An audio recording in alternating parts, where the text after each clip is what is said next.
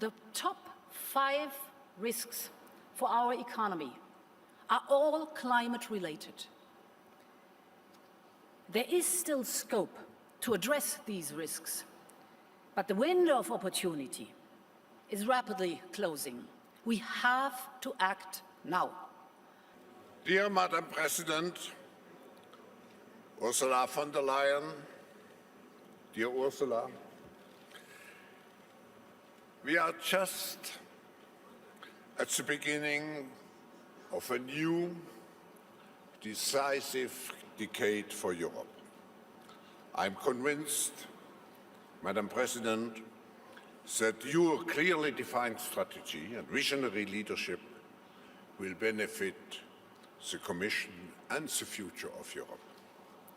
The priorities that you have set for the European Union are consequential. Europe has the potential to provide global leadership on the challenges we need to address urgently: climate change, the fourth industrial revolution, inclusive digitalization, growth, competitiveness, as well as Europe's role in the world. I deeply believe that reconciling our planet and our economy with the goal of achieving the first climate-neutral continent will serve, and has to serve, as a global role model for sustainable capitalism. I look forward to witnessing the transformational journey under your leadership. Madam President, we welcome you very cordially, not the first time here in Davos, but because you served also in the board of the World Economic Forum, but the first time as the President of the European Commission.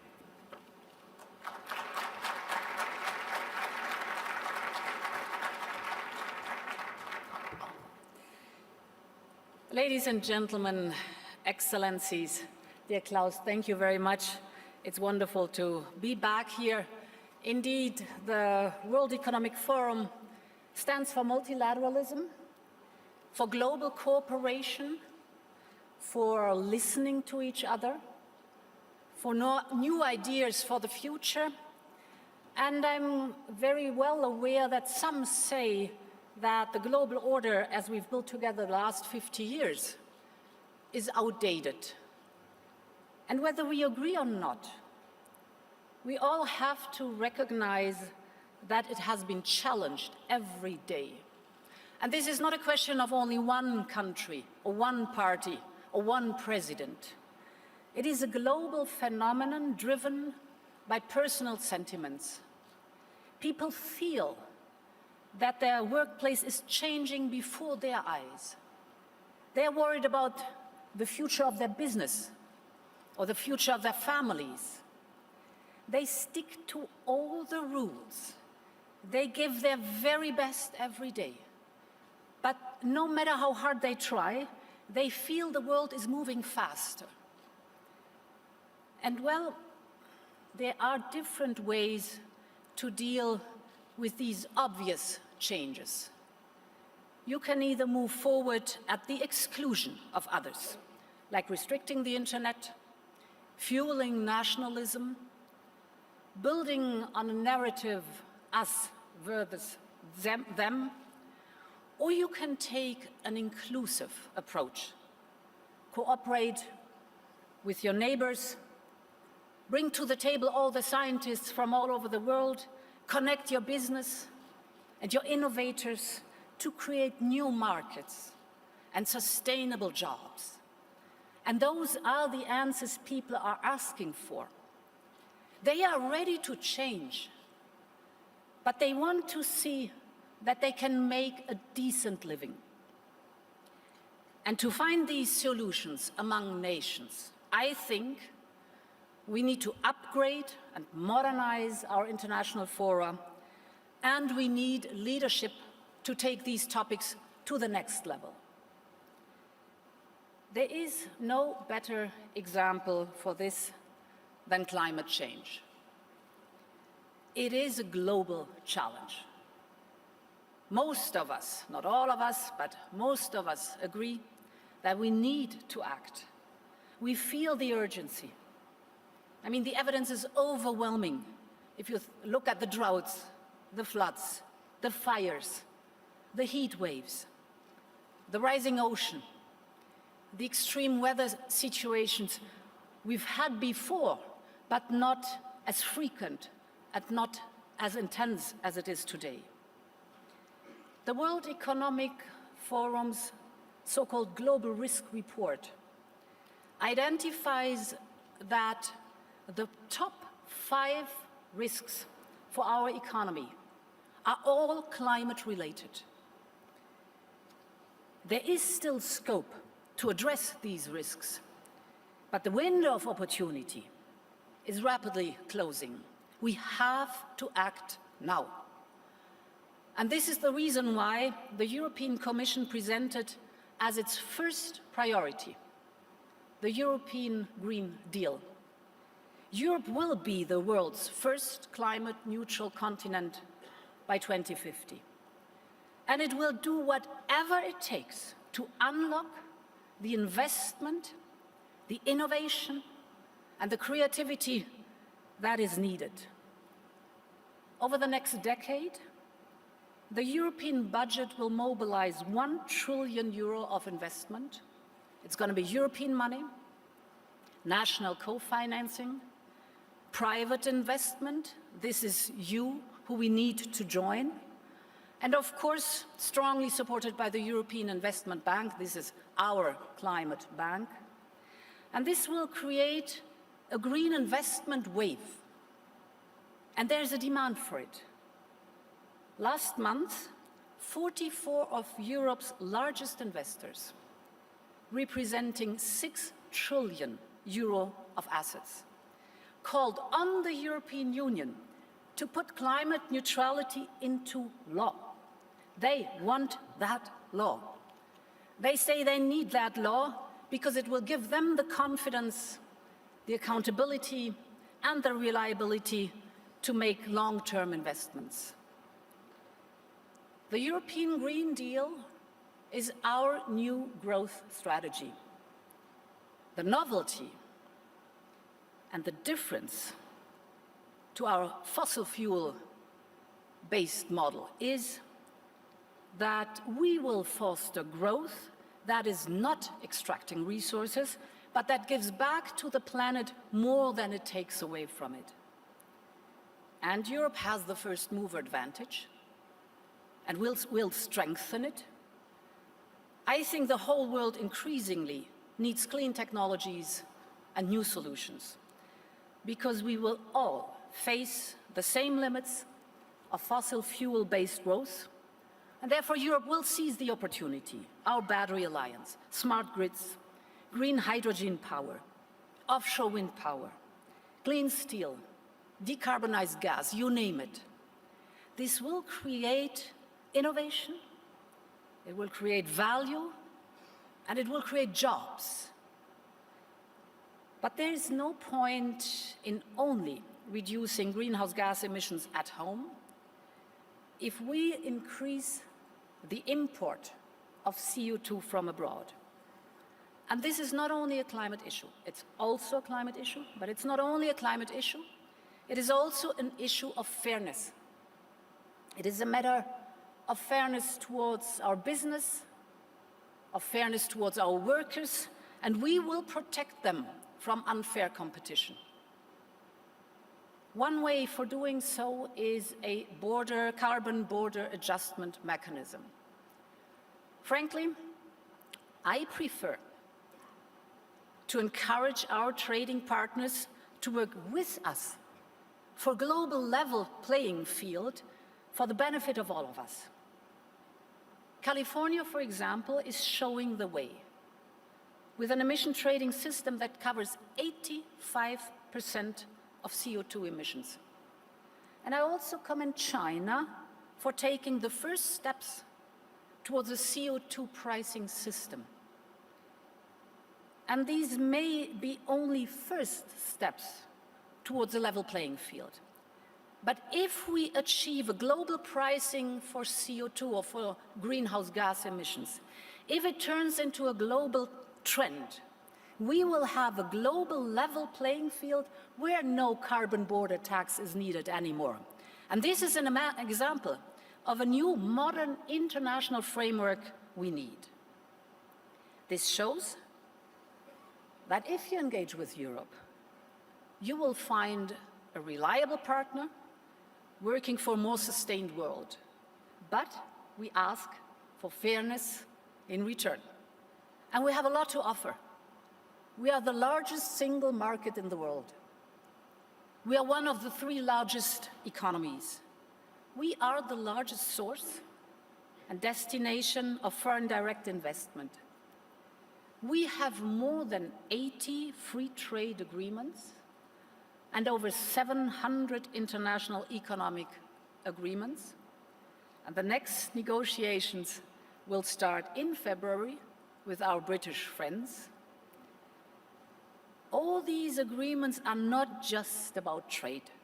They are platforms to shape and harness globalization. And they are drivers to build common solutions to challenges such as climate change or digitalization. We will be for sure moving out of an economy based on fossil fuels, and we will be moving towards a sustainable and a digital economy. We're working on this digital economy, and we consider, of course, data as a renewable resource such as wind or sun. Every 18 months, we double the amount of data we produce. Every 18 months. These are industrial data, commercial data, 85% of which we never, ever use. And this is not sustainable. Within such data, there are hidden treasures. There are untapped opportunities for business and for society. And therefore, Europe is going to co-create a framework to allow the use of these data. It should consist of a trusted pool of non-personalized data that governments, businesses, and other stakeholders can contribute to. And thereby, we open up data as a resource for innovation and bring new solutions to the market. And our scientists are already beginning to do this. We are creating a European open science cloud now. It is a trusted space for researchers to store their data and to access data from researchers from other disciplines. We will create a pool of information leading to a web of research insight. And every researcher will be able to better use not only their own data, but also those of others. They will thus come to new insights, they will have new findings, new solutions. This is what we call the European Open Science Cloud. And we are the first in the world to do so. It is being developed in Europe for European researchers, for European solutions. But the idea is that once we have the rules of the game ready, we will open this up to a broader public sector and to business as well, so that companies can come in, share the data, and use the data. And the idea is that we will open it up to international players too in the very end. We have the biggest European science organizations like the CERN, or the MBL, the European Molecular Biology Laboratory, major national centers, universities, and many, many others. It is from science, for science, but with a clear perspective to open it up to a broader society and economy. Enabling sharing of non-personal data will be one important pillar of our new data strategy. The other pillar is the protection of personal data. Ladies and gentlemen, for us, the protection of a person's digital dignity is the overriding principle. For us, the individual is not just a mere customer, or not just a data point among others. Within the General Data Protection Regulation, the GDPR, we set the standards for the world. And we have to set a similar frame for artificial intelligence too. A frame that allows progress and allows research while protecting the personal privacy, autonomy, and safety. A frame that allows business and digital solutions to grow in Europe, provided that they comply with it. A framework which will also give guidance to international companies, those who want to do business in Europe. Ladies and gentlemen, this is about Europe shaping its own future. But to be more assertive in the world, we know we must step up in some fields. Recent events have exposed where we have to do more. Libya shows the cost of division and hesitation. I just come from the conference on Libya in Berlin last Sunday. It was good to see that the international community took an important step in the right direction. And you can count on the European Commission to strongly support the process towards reconciliation and reconstruction. It takes very little power to break a fragile balance. But the true power lies in putting the pieces together, back together again. And during the last decade, Europeans learned the importance of a stable neighborhood. From Ukraine to the shores of the Mediterranean, from the Western Balkans to the Sahel, we have learned the importance to invest more in long-term stability and to prevent crises. And this is where Europe can make a real difference. We are the largest donor for development cooperation in the world. In fact, we invest in this more than the rest of the world combined. But we must also do more when it comes to managing crises as they develop. And for that, Europe also needs credible military capabilities, and we have set up the building blocks of a European Defence Union. It is complementary to NATO, and it is different. There is a European way to foreign policy and foreign security policy, where hard power is an important tool, without any question, but it is never the only one. Hard power always comes with diplomacy and conflict prevention. It always comes with reconciliation and reconstruction, which is, by the way, something Europeans know very well, because we all have gone through this here in Europe. Ladies and gentlemen, while the world around us is changing, the things we want from life remain the same. We want to take pride in our work. We want to spend time with our loved ones. We want to breathe clean air and to drink clean water. We want to feel at home where we live. We want to feel confident that our children will have all these things we take for granted. And if we want to stay true to all we hold dear, we need to be open-minded, we need to embrace change, we have the collective responsibility to find new ways to make this possible. We need to rediscover the power of cooperation based on fairness, based on mutual respect. And this is what I call geopolitics of mutual interests. This is what Europe stands for. This is what Europe will work for.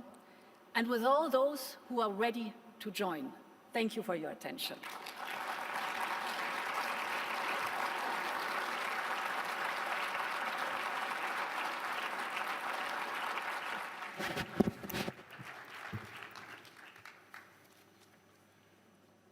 Madam President, listening to you as a European, I'm proud because you give back a strong feeling of let's do it and let's not just complain that we are lagging behind others. We have the capability not only to do it, but to lead it. I think that was the essence of your message. Now, I don't want to sound critical now and to put some, let's say, salt into the water. Europe was built on the notion of unity in diversity. And today we sometimes have the feeling it's more diversity in unity. So my question is, how do you ensure that the political unity and cooperation across European member states will exist to really successfully implement your priorities like the Green Deal, competitiveness, digital agenda, and of course, what you said at the end, the geopolitical commission, if I may say so. Yeah. Yes, this is the challenge, and this is the beauty of the European Union, because if you briefly look at the history, when I was born and went to school, there were only 6 member states. Today, just one lifespan later, we have 28 member states. And of course, this is always a challenge between the national interests and the common European interest we have to define. And relating to your question, the good part at the moment being is, of course, we had times of hesitation, and we had times of division. But we all now feel the urge of having to move forward, not only in the field of the European Green Deal, but also in digitalization, also in the topic of migration, for example. The good part is, I've put forward my political guidelines, but there's also, since summer, the so-called strategic agenda of the European Council. This is all heads of state and government of the member states. And it's strongly overlapping. So in other words, the political chambers have the absolute same agenda. On top comes the European Parliament with a very strong push towards this agenda too. But there's one more point that is more convincing. It's the European people. The European people have understood that we have to step forward what climate change is concerned. The European people have understood that in digitalization we have to put our own European way forward.